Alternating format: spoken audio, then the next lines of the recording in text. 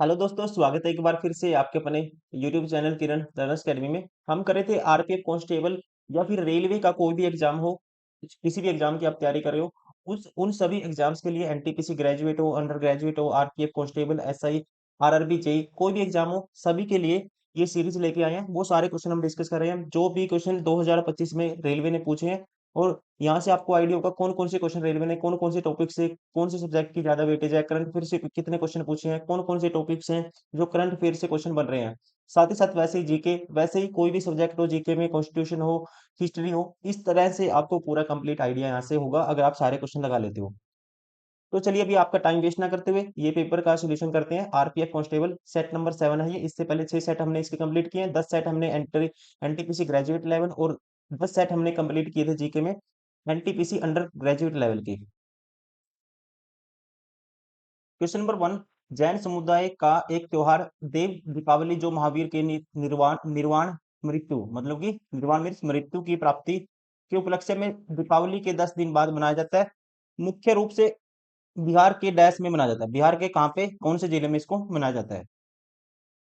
Right answer होगा, इसको दिवाली के 10 दिन बाद मनाया जाता है बिहार के पावापुरी में।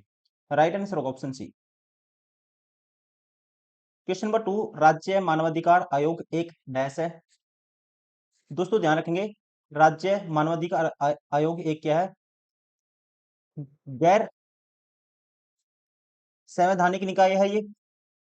गैर संवैधानिक मतलब कि इसे बोलेंगे सांविधिक निकाय, स्टैचुअरी बॉडी, या कह सकते हैं इसी को वैधानिक निकाय है ये। इसका अर्थ है कि जिसे संसद के अधिनियम, विशेष रूप से 1993 के मानवाधिकार संरक्षण अधिनियम के द्वारा बनाया गया था। यह एक संवैधानिक निकाय नहीं है क्योंकि इसे भारत के संविधान द्वारा सीधे स्थापित नहीं किया गया था। ये आपको ध्यान रखना है। कब स्थापना हुई थी इसकी? 1993 में। ऑप्शन 4। क्वेश्चन नंबर 3, देशों के मानव विकास के स्तर को मापने के लिए निम्नलिखित में से कौन सी श्रेणियां हैं? आपको ध्यान रखना है, मानव विकास सूचकांक एचडीआई एक समग्र आंकड़ा है जिसका उपयोग मानव विकास स्तर को या सत्र के आधार पर देशों को रैंक करने के लिए किया जाता है। संयुक्त राष्ट्र विकास कार्यक्रम यूएनडीपी जिसको हम बोलते हैं, देशों को उनके मानव विकास सूचकांक एचडीआई स्कोर के आधार पर 4 श्रेणियों में वर्गीकृत, 4 श्रेणी में मतलब कि 4 सीरीज में इनको कैटेगराइज किया गया है, क्लासिफाई किया गया है। और उसमें आता है अति उच्च, एक आता है अति उच्च, फिर आता है उच्च, मध्यम और निम्न श्रेणी। औसत से कम ये वाली नहीं आता, ये गलत है। कौन सा आता है? Very high, high, medium and low. Right answer होगा इसका 1 2 3 सही है। 1 2 3 कौन सा ऑप्शन है? Option D. Question number 4, Maurya साम्राज्य का तीसरा शासक कौन था? ध्यान रखेंगे, मौर्य साम्राज्य का जो प्रथम शासक था वो था चंद्रगुप्त मौर्य, जिसने मौर्य साम्राज्य की स्थापना की थी। उसके बाद था चंद्रगुप्त मौर्य का पुत्र बिंदुसार। बिंदुसार के बाद था उन्हीं का बेटा अशोक मौर्य। राइट आंसर होगा तीसरा था Ashok Maurya, option A. Question number 5, British शासन के दौरान किस अधिनियम ने प्रांतों में द्वैध शासन को समाप्त किया और प्रांतीय स्वशासन की शुरुआत की? यहाँ पे इसका राइट आंसर होगा, ये था भारत सरकार अधिनियम 1935। भारत सरकार अधिनियम 1935 ने प्रांतों में द्वैध शासन प्रणाली को समाप्त कर दिया और इसके स्थान पर प्रांतीय स्वायत्तता स्थापित की थी। इस अधिनियम ने प्रांतों को अपने निर्धारित क्षेत्रों में प्रशासन की स्वायत्त इकाइयों के रूप में कार्य करने की अनुमति दी। इस अधिनियम ने, ध्यान रखेंगे, प्रांतों में उत्तरदायी सरकार की शुरुआत की, जहां राज्यपाल को प्रांतीय विधानमंडल के प्रति उत्तरदायी मंत्रियों की सलाह पर कार्य करना आवश्यक था, गवर्नर को। राइट आंसर होगा इसका, ये था भारत सरकार अधिनियम 1935। क्वेश्चन नंबर 6, न्यायमूर्ति संजीव खन्ना ने 11 नवंबर 2024 को भारत के डैश मुख्य न्यायाधीश के रूप में शपथ ली थी? ये थे, आपको याद रखना है, न्यायमूर्ति संजीव खन्ना थे 51वें नंबर के। राइट आंसर होगा ऑप्शन बी। 11 नवंबर 2024 को भारत के 51वें मुख्य न्यायाधीश के रूप में उन्होंने शपथ ली थी। उन्होंने न्यायमूर्ति रंजन भाई चंद्रचूड़ का स्थान लिया था। क्वेश्चन नंबर 7, भारत का निम्नलिखित में से कौन सा राज्य अरब सागर के तट पर स्थित है? अरब सागर के तट पर स्थित है, राइट आंसर होगा इनमें से Karnataka, option B. Question number 8, पुस्तक religion and ideology of the rebels of 1857। Religion and ideology of the rebels rebels of the 1857 किसके द्वारा लिखी गई थी ये पुस्तक, ये आपको बताना है। इसको लिखा था, राइट आंसर होगा, इकबाल हुसैन ने। ध्यान रखेंगे किसने लिखा था, इकबाल हुसैन राइटर थे इसके, ये आपको ध्यान रखना है। क्वेश्चन नंबर 9, खमीर जिसको ईस्ट बोलते हैं, ईस्ट, खमीर ईस्ट का उपयोग सामान्यतः रसोई में बेकिंग और निकवाथन मतलब ब्रीविंग के लिए किया जाता है। बेकर ईस्ट का वैज्ञानिक नाम क्या है, इसका जो साइंटिफिक नेम आपको बताना है। इसका साइंटिफिक नेम है, आपको ध्यान रखना है, सैक्रोमाइसिस सेरिविसी। राइट आंसर होगा सैक्रोमाइसिस सेरिविसी, राइट आंसर होगा इसका ऑप्शन ए। लैक्टोबैसिलस एसिडोफिल्स, ये क्या है दोस्तों, एक प्रकार का बैक्टीरिया का नाम है ये बैक्टीरिया है जो आंत में पाया जाता है, इंटेस्टाइन में पाया जाता है। बैसिलस सबटिलिस, ये एक, ये भी बैक्टीरिया का नाम है जो मिट्टी में पाया जाता है। और एसरिकिया कोलाई, ये भी एक बैक्टीरिया है जो कह सकते हैं ह्यूमन और कह सकते हैं एनिमल्स, मनुष्य और पशुओं दोनों की आंतों में रहता है। क्वेश्चन नंबर 10, भारतीय विज्ञान संस्थान आईआईसी के शोधकर्ताओं ने सितंबर 2024 में अपने नैनो मटेरियल आधारित समाधान, नैनो मटेरियल बेस्ड सॉल्यूशन से भूजल में किस भारी धातु की मात्रा को कम करने का लक्ष्य रखा है। इस धातु का नाम है, इस मेटल का नाम है, आपको याद रखना है, क्रोमियम। हैवी मेटल है, राइट आंसर होगा option C.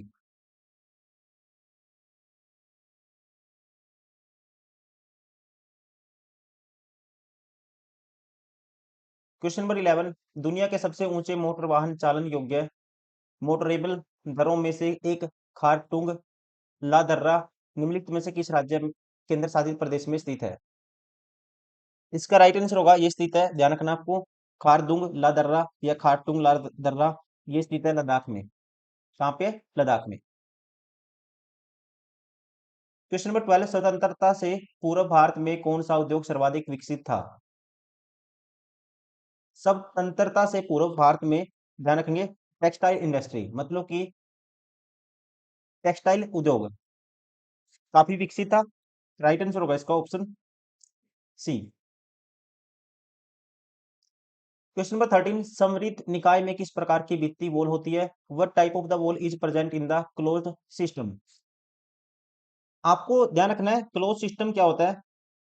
Close system is a thermodynamic system that allows the transfer of energy, that is heat and work. Energy का ट्रांसफर होगा बट नॉट मैटर, मैटर का ट्रांसफर नहीं होगा system से में से, वही होता है क्लोज सिस्टम।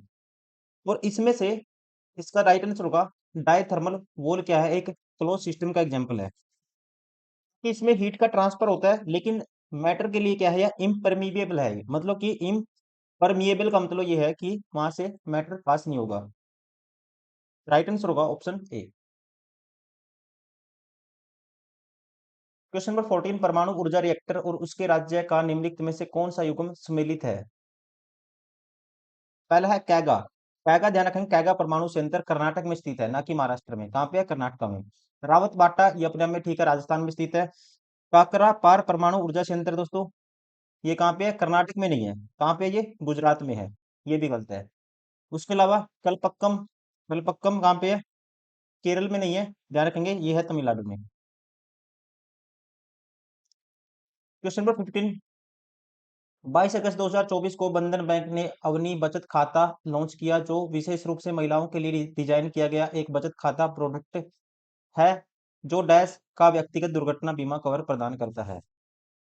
ध्यान रखेंगे, ये कवर करता है 10 लाख रुपए का, 10 लाख रुपए का व्यक्तिगत दुर्घटना बीमा कवर करता है, ये आपको ध्यान रखना है।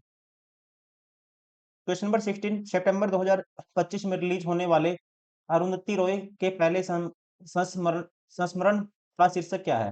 What is the title of the Arundhati Roy's first memorial memoir which is set to release in September 2025।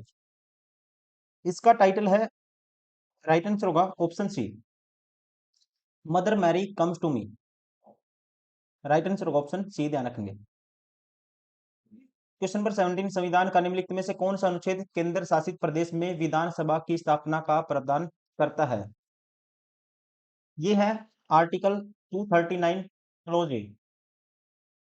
Article 239 close ए, ये ध्यान रखेंगे आप। क्या करता है? केंद्र शासित प्रदेश में विधानसभा की स्थापना का प्रावधान करता है, और इस अनुच्छेद को संविधान का जो 14वां संशोधन हुआ था, अधिनियम 1962 में इसको जोड़ा गया था। 14वां संशोधन, 14th कॉन्स्टिट्यूशन रिफॉर्म एक्ट 1962 के तहत इसको जोड़ा गया था, ये आपको ध्यान रखना है, 1962 के तहत।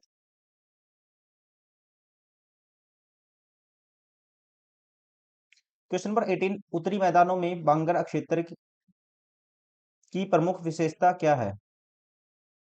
उत्तरी मैदानों में बांगर क्षेत्र बना होता है, ध्यान रखना आपको, ये बना होता है पुरानी जलोढ़ मृदा से, मिट्टी से। राइट आंसर होगा ऑप्शन बी।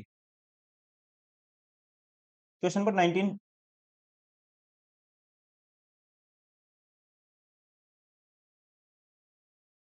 2024 में कौन सा देश हेग सिस्टम में शामिल हो गया है, जिससे डब्ल्यूआईपीओ के अंतर्राष्ट्रीय डिजाइन सिस्टम का भौगोलिक दायरा 97 देशों तक फैल गया?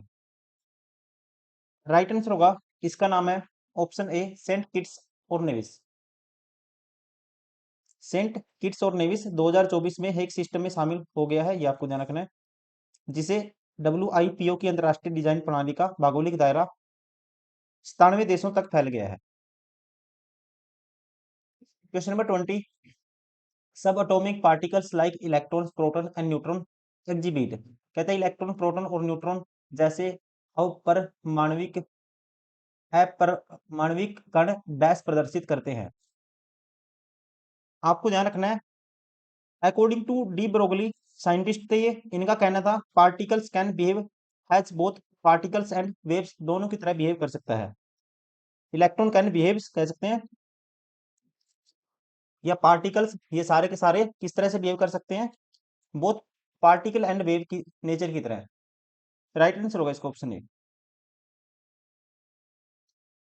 क्वेश्चन नंबर 21, 1928 में भगत सिंह और अन्य विद्रोहियों के साथ हिंदुस्तान रिपब्लिक एसोसिएशन को गुप्त रूप से किसने पुनर्गठित किया था, और इसका नाम बदलकर Hindustan socialist Republican association HSRA कर दिया था? इसका राइट आंसर होगा, ध्यान रखेंगे, चंद्रशेखर आजाद। ऑप्शन थर्ड, चंद्रशेखर आजाद ने 1928 में भगत सिंह और अन्य क्रांतिकारियों के साथ मिलकर हिंदुस्तान रिपब्लिक एसोसिएशन HRA का पुनर्गठन किया, और इसका नाम बदलकर Hindustan socialist Republican association S sorry HSRA कर दिया था, ये आपको ध्यान रखना है। क्वेश्चन नंबर 22, निम्नलिखित में से कौन केंद्रीय प्रशासनिक न्यायाधिकरण CAT के अधिकार क्षेत्र में नहीं आता है? कौन है, जो कौन सा कहते हैं jurisdiction of the central administrative tribunal, इसके अंडर में नहीं आता? राइट आंसर होगा इसका ऑप्शन बी, रक्षा बलों के सदस्य इस क्षेत्र में नहीं आते हैं। राइट आंसर होगा ऑप्शन बी। क्वेश्चन नंबर 23, भारतीय संविधान के किस अनुच्छेद के अनुसार राज्य को लोगों के कल्याण को बढ़ावा देना आवश्यक है? कौन से अनुच्छेद के अनुसार? आपको ध्यान रखना है दोस्तों, अनुच्छेद 38, आर्टिकल 38 भारतीय संविधान के राज्य के नीति निर्देशक तत्वों DPSP का क्या है, एक हिस्सा है, और ये राज्य के लोगों के कल्याण को बढ़ावा देने के लिए एक सामाजिक व्यवस्था को सुरक्षित और संरक्षित करने का निर्देश देता है। Article 38, option B. Question number 24, निम्नलिखित में से कौन सी दो मूल विद्युत राशियां ओम के नियम से संबंधित है? Which of the two fundament electrical quantity are related by Ohm's law? Ohm's law कहता है V is equal to IR। अब इसमें से देख लो, ओम्स लॉ से दो क्वांटिटी, वोल्टेज एंड पावर गलत हो गया, voltage and current, power resistance, current power गलत हो गया, कौन सा है? Voltage and current.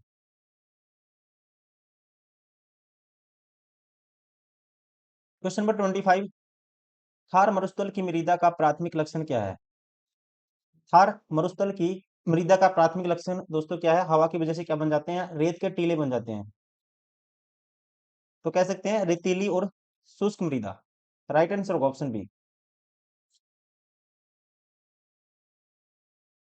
Question number 26, 1848 में ज्योतिबा फूले ने अपनी पत्नी के साथ भारत का पहला बालिका विद्यालय किस शहर में खोला था?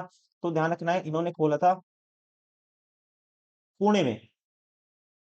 राइट आंसर ऑप्शन है। एक क्वेश्चन देखो, shift to shift question repeat होते हैं एनटीपीसी में।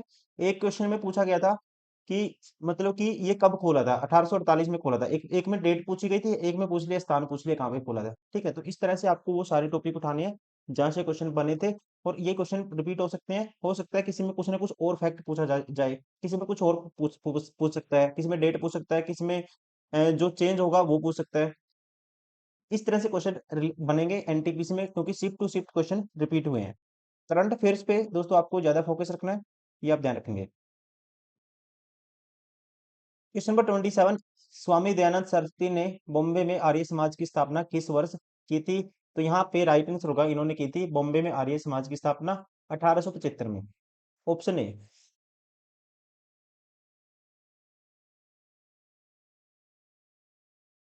क्वेश्चन नंबर 28, जुलाई 2024 में यूनेस्को की विश्व विरासत समिति का 46वां सत्र कहाँ आयोजित किया गया था? यूनेस्को की विश्व विरासत समिति का 46वां सत्र जो कहाँ पे आयोजित किया गया था जुलाई 2024 में?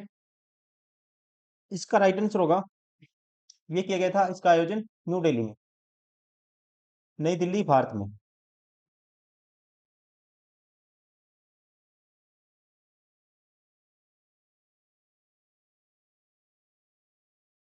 क्वेश्चन नंबर 29, आईएमटी 2030 को एक बैच के रूप में परिभाषित किया जा सकता है। IMT 2030 can be defined has an batch. आपको ध्यान रखना है ये किसका नाम है, ये नाम है दोस्तों, ये नाम है, राइट आंसर होगा, छठी जनरेशन या 6G टेक्नोलॉजी का नाम रखा गया है आईएमटी।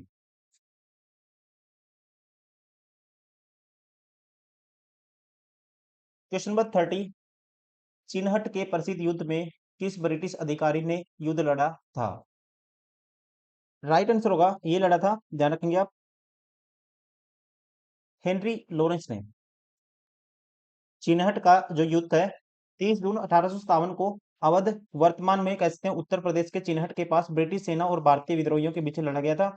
और ब्रिटिश सेना का नेतृत्व कर रहे थे, अवध के आयुक्त थे उस टाइम पे Henry Lawrence.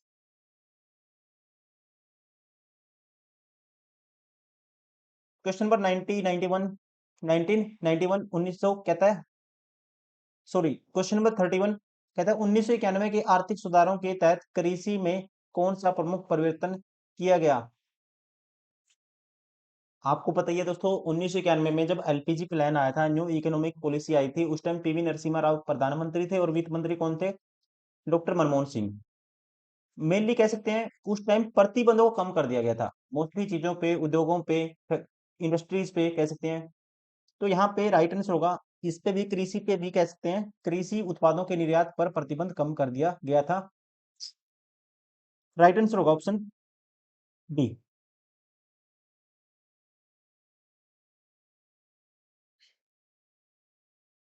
Question number 32, Daniell cell में प्रावस्था परिवर्तन अभिक्रिया डैश का एक उदाहरण है। कहता है phase change reaction in Daniell cell is example of.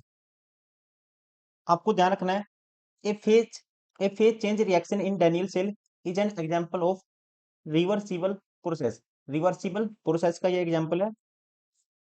इसका मतलब ये है, डेनियल सेल में इलेक्ट्रोकेमिकल रिएक्शन रिवर्स हो सकती है तब जब हम एक्सटर्नल एक्सटर्नल जो वोल्टेज अप्लाई करते हैं वो लेस देन, वो ग्रेटर देन होती है किससे? इलेक्ट्रोमोटिव फोर्स से, ईएमएफ से ज्यादा होती है, जिससे जो सेल है वो अपनी इनिशियल स्टेट में आ जाता है सिस्टम में कोई भी चेंज हुए बिना। That is reversible process. Option A, Hindi में बोलेंगे इसको उत्क्रमणीय प्रक्रम। क्वेश्चन नंबर 33, एचडीएफसी बैंक ने 2025 तक परिवर्तन पहल के अंतर्गत कितने सीमांत किसानों को सहायता प्रदान करने का लक्ष्य रखा है? एचडीएफसी बैंक ने। राइट आंसर होगा, ये टारगेट है 5 लाख, 5 लाख का है, ध्यान रखना आपको। राइट आंसर होगा ऑप्शन ए।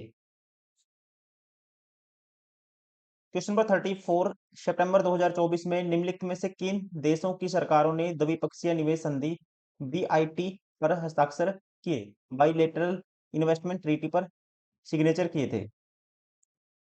राइट आंसर होगा, ये किए गए थे भारत गणराज्य की सरकार और उज्बेकिस्तान गणराज्य की सरकार के द्वारा। राइट आंसर होगा option C. Question number 35, Kavaratti Kavaratti द्वीप भारत के किस केंद्र शासित प्रदेश या प्रदेशों का हिस्सा है? ये पार्ट है, आपको ध्यान रखना है, ये पार्ट है। Kavaratti island is the part of which union, ये पूछा है, तो ध्यान रखेंगे ये है लद्दाख का part. Option B. Question number 36, भारतीय संविधान के निम्नलिखित में से किस अनुच्छेद में नए राज्यों की अभिस्वीकृति और नियंत्रण का उल्लेख किया गया है? ये उल्लेख किया गया है आर्टिकल 2 में। राइट आंसर होगा इसका ऑप्शन ए। क्वेश्चन नंबर 37, किस अतिवादी नेता ने बाद में आध्यात्मिक मार्ग अपना लिया और उनका संबंध पौंडीचेरी पुडुचेरी से था? इनका नाम है दोस्तों, ध्यान रखेंगे, अरविंद घोष, जिन्हें अरविंद के नाम से भी जाना जाता था। एक भारतीय राष्ट्रवादी दार्शनिक कवि और योगी थे। भारतीय स्वतंत्रता आंदोलन में सक्रिय रूप से भाग लेने के बाद इन्होंने राजनीति से संन्यास ले लिया था और पुडुचेरी, अब कह सकते हैं पुडुचेरी में एक आध्यात्मिक मार्ग इन्होंने अपना लिया था। नाम है Arvind Ghosh. Option C. Question number 38, भारतीय रिजर्व बैंक आरबीआई की वित्तीय स्थिरता रिपोर्ट के अनुसार सितंबर 2023 और मार्च 2024 के बीच बैंकों के तरलता कवरेज अनुपात एलसीआर में की गिरावट आई। कितनी गिरावट आई, कितने परसेंट की गिरावट आई, ये आपको बताना है। राइट आंसर होगा इसका, ये आई थी 130.3% की। Option B.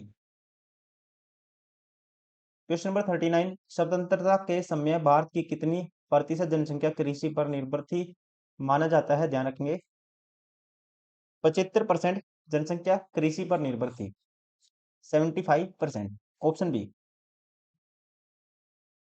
क्वेश्चन नंबर 40, अक्टूबर 2024 में भारत के सर्वोच्च न्यायालय ने नागरिकता अधिनियम 1955 की किस धारा को बरकरार रखा था? आपको ध्यान रखना है, अक्टूबर 2024 में भारत के सर्वोच्च न्यायालय की 5 न्यायाधीशों की पीठ ने 4:1 बहुमत से नागरिकता अधिनियम 1955 की धारा 6A को बरकरार रखा है। राइट आंसर होगा 6A की, कह सकते हैं संवैधानिक वैधता को, वैलिडेशन को ऐसी कैसे बनाए रखा है? राइट आंसर होगा ऑप्शन डी, धारा 6A, सेक्शन कौन सा है? 6A।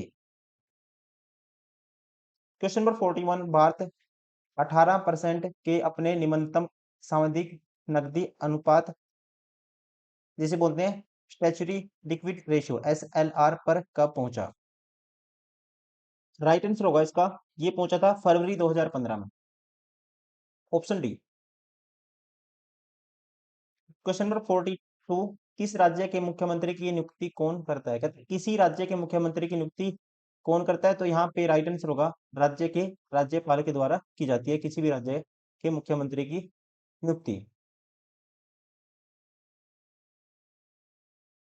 क्वेश्चन नंबर 43, निम्नलिखित में से कौन सी फसल सामान्यतः शुष्क वर्षाहीन क्षेत्रों में उगाई जाती है तथा उसे न्यूनतम जल की आवश्यकता होती है? जिसको जल की कम आवश्यकता होती है, उस फसल का नाम आपको बताना है। जो शुष्क वर्षाहीन, जहाँ पे वर्षा कम होती है, उन क्षेत्रों में जो फसल, उन एरियाज में जो फसल उगाई जाती है, ये आपको बताना है। इसमें से देखो, चावल को तो बहुत ज्यादा पानी की आवश्यकता होती है, धान को, जूट को भी होती है, गेहूं को भी होती है, लेकिन चावल से कम होती है। लेकिन बाजरा उगता है शुष्क वर्षाहीन क्षेत्रों में ज्यादातर। राइट आंसर होगा इसका ऑप्शन ए।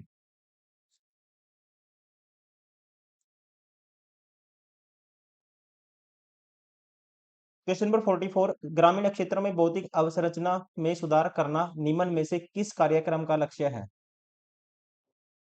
अब देखिए, यहाँ पे इंफ्रास्ट्रक्चर को इम्प्रूव करना है रूरल एरियाज में, तो डिजिटल से तो वो नहीं होगा। Smart city, make in India, देखो मेक इन इंडिया आपको पता है अलग प्रोग्राम है, आप तुक्का भी मारते हो तो इस तरह से मारना चाहिए आपको। अब दो ऑप्शन बच गए, तो ये है प्रधानमंत्री ग्राम सड़क योजना, इसका उद्देश्य है, ध्यान रखेंगे, इसकी शुरुआत हुई थी, पहली बार लॉन्च किया गया था इसको 2000 में इसको लॉन्च किया गया था, 2000 में इसको लॉन्च किया गया था। राइट आंसर होगा ऑप्शन डी।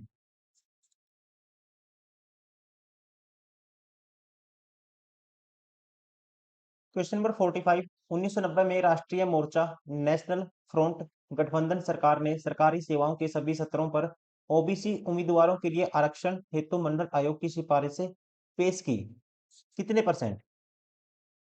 राइट आंसर होगा सभी सत्रों पर ओबीसी को 27 आरक्षण की सिफारिशें की गई थी। Option B 27%। क्वेश्चन नंबर 46, वित्तीय सेवा संस्थान ब्यूरो एफएसआईबी ने अक्टूबर 2024 में अशोक चंद्रा को किस बैंक के अगले प्रबंध निदेशक और सीईओ के पद के लिए अनुशंसित किया है या किसने अपॉइंट किया है? राइट आंसर होगा इस बैंक का नाम है Punjab national bank. Punjab national bank के अगले प्रबंध निदेशक और सीईओ पद के लिए क्या किया है? रिकमेंड किया है अशोक चंद्रा को।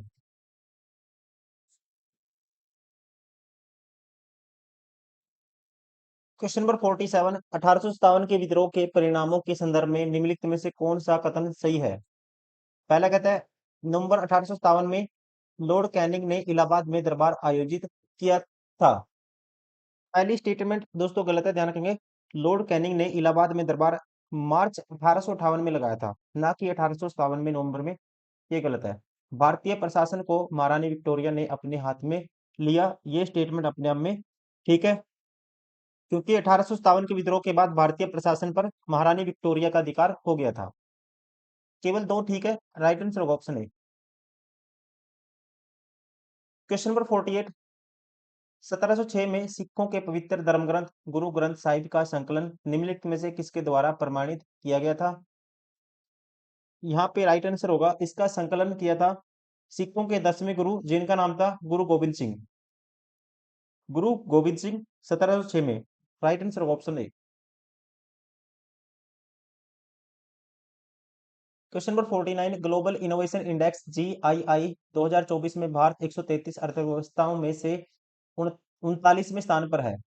किसमें? जी डबल आई में, ग्लोबल इनोवेशन इंडेक्स में। यह रिपोर्ट किस संगठन ने प्रकाशित की है? ये रिपोर्ट जारी की है, राइट आंसर होगा इसका world intellectual property organisation. World intellectual property organisation जिसे बोलते हैं WIPO, विश्व बौद्धिक क्षमता संगठन के द्वारा इस रिपोर्ट को पब्लिश किया गया था।